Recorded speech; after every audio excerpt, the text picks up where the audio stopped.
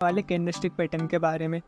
यदि आप stock market सीखना चाहते हैं या ट्रेडिंग करना चाहते हैं तो उसके लिए आपको कैंडलस्टिक का नॉलेज होना बहुत ज़रूरी है, क्योंकि बिना कैंडलस्टिक के आप चार्ट को नहीं समझ सकते, ना ही चार्ट को रीड कर सकते हैं। उसके लिए आपको कैंडलस्टिक का नॉलेज होना बहुत ही इंपॉर्टेंट है।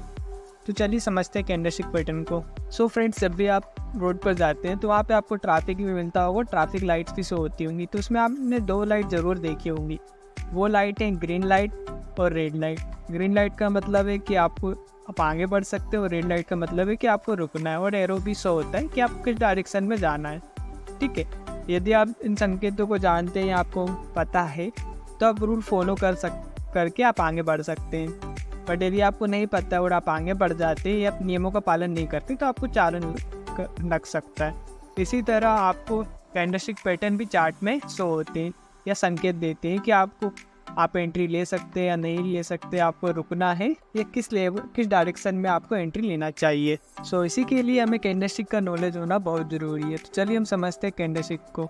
सो कैंडलस्टिक कई कैंडल से मिलकर भी बनती हैं, जैसे कि सिंगल कैंडल, डबल कैंडल और ट्रिपल कैंडल।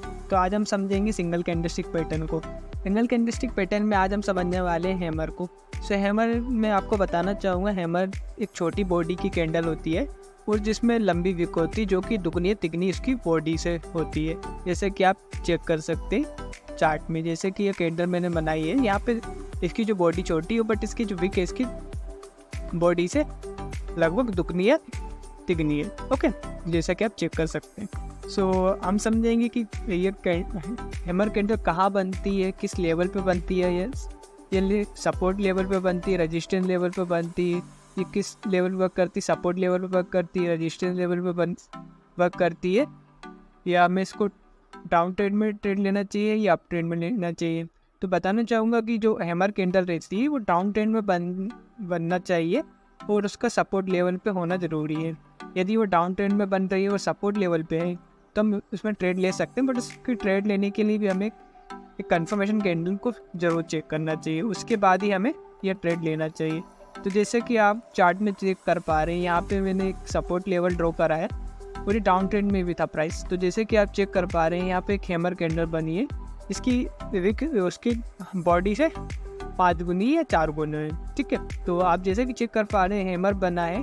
तो हैमर कैंडल बनने के बाद जैसे मैंने आपको बताया कि कंफर्मेशन कैंडल का वेट करना चाहिए, तो आप कंफर्मेशन कैंडल भी चेक कर पा रहे हैं कि ये कैंडल बनी दूसरी कैंडल है जो कि उसकी हाई से ऊपर क्लोज है। तो जब भी जो हैमर बनती है उसके हाई पे यदि कोई कैंडल क्लोज होती है तो उसे हम कंफर्मेशन कैंडल के तौर पे देख सकते हैं। तो जैसे कंफर्मेशन कैंडल बन जाती है तो उसके बाद हम इस पर एंटर कर सकते हैं। एंटर करने के बाद हमें सबसे पहले इसमें स्टॉप लॉस लगाना चाहिए। तो स्टॉप लॉस लगाने के लिए हमें जो हैमर बनी है उसके लो का हम इसका स्टॉप लॉस लगा सकते हैं। स्टॉप लॉस हम इसका लो का भी लगा सकते हैं, इसके 2 या 3 5 पॉइंट के नीचे का भी ले सकते हैं।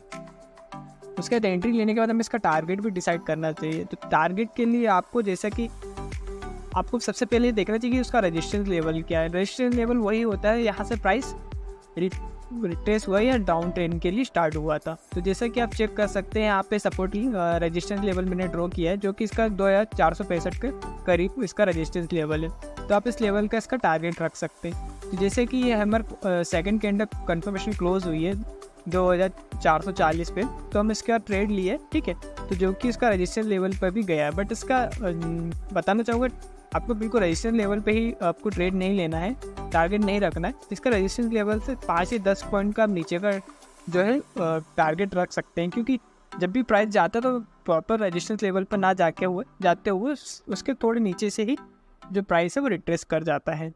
तो हमें इसके बिल्कुल टॉप का रजिस्टेंस लेवल का टारगेट नहीं रखना चाहिए, उससे थोड़ा नीचे का रखना चाहिए, जो कि 1:2 का समथिंग हो जाना चाहिए एंट्री लेवल से। चलिए मैं आपको ये भी बताता हूँ कि यहाँ पे हैमर कैंडल का फॉर्मेशन कैसे होता है। तो जैसा कि मैंने आपको बताया कि हैमर जो कैंडल है वो डाउन ट्रेंड में ही फॉर्म होना चाहिए और सपोर्ट लेवल पे होना चाहिए, तभी हमें यहाँ पे एंटर करना चाहिए।